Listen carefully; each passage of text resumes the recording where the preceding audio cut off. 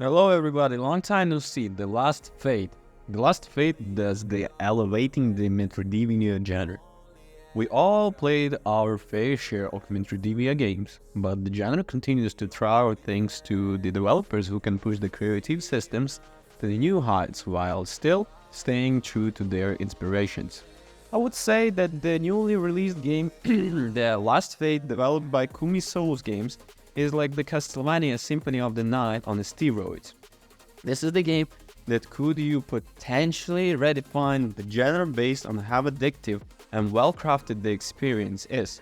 However, let's delve deeper into this throughout this review. So, The Last Fate begins by offering you a choice to pick your combat style, which affects your base states. You can choose between the Brawler, the Rogue, the Stargazer, and the Marksman. Offering a nice variety to suit your preferred playstyle, I opted for the Brawler due to time constraints my assumption that it would make the game easier. Throughout it likely didn't. However, being a melee enthusiast at heart, it was an easy choice for me. The game introduced a world plagued by a demon problem and you assume the role of the Evrik, a fighter with a somewhat mysterious past. Your mission becomes clearer after encountering a strange woman named Lady Helena. As you progress, you discover that Eric is crushed, burned by the presence of something malevolent growing inside him, and he is eager to understand it. Despite the world crumbling around him, he persists in his quest for the truth. It's worth nothing throughout the narrative scenes throughout the campaign are dense, with characters not holding back on delivering explosion.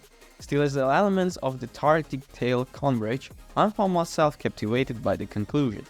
The writing in the game is commendable, and it's refreshing to see developers taking risks with their narrative. At first glance, The Last Fate may appear to be primarily an action game, but after a few hours, the world building and character development starts to shine as significant aspects of the game appeal. Another layer of quality is outstanding voice-over work for all dialogue scenes, despite the actor's somehow slow delivery, which contributes to the immersion of the gothic world. The gameplay in The Last Fate aligns with what you expect from a Metroidvania title. You navigate a 2D plane encountering demonic enemies determined to end your journey. One of the game's strengths is how it gradually introduces the new enemies, allowing you to become proficient in anticipating their attacks before truly challenging your skills. Admittedly, there are some areas that may continue across as the tedious due to repeated encounters with 3 to 5 or the same enemy types, but all these encounters are manageable and approachable. What sets The Last Fate apart is that while it borrows the Soulslike system of enemies respawning after a save point, the challenge is well balanced. Although I did meet my demise a few times, I never felt that my skills as the player were to blame. I knew how to improve and how the game ensured that by presenting a significant variety of enemies, to evade damage you can use the dodge rules or perform a dash drag, and the game naturally introduced enemies early on to teach you these basics. The map design is notable highlighting on the game, while there is an interconnected world represented by various colored boxes of the map.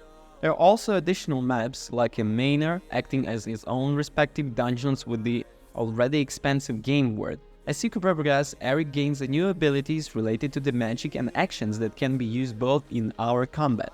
You can equip 2 arcane spells, allowing you to shoot your gun or at least elemental damage. My most significant criticism of the game relates to item management. To heal the players can use injections, which I always seem to have a decent supply of. However, the game only provides 4 if you resurrect with less than that. The issue arises when you need to switch between the healing items and arcane items using the D-pad. To use an item, you have to press the shoulder button. During the intense moments like battle busts, there isn't enough time to check which item is equipped, which is on the D-pad, and then use it. One could argue, don't get hit and you won't be to heal, but in those moments, it's the challenging task.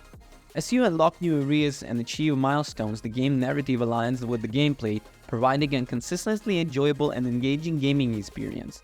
The word that best describes this experience is balance. Everything feels precisely where it should be, Yet you retain agency as a player to explore, make discoveries, and overcome formidable foes. There was never a moment when I wanted to put down the controller, as even the toughest sections of the game remained accessible due to excellent attention to the game design.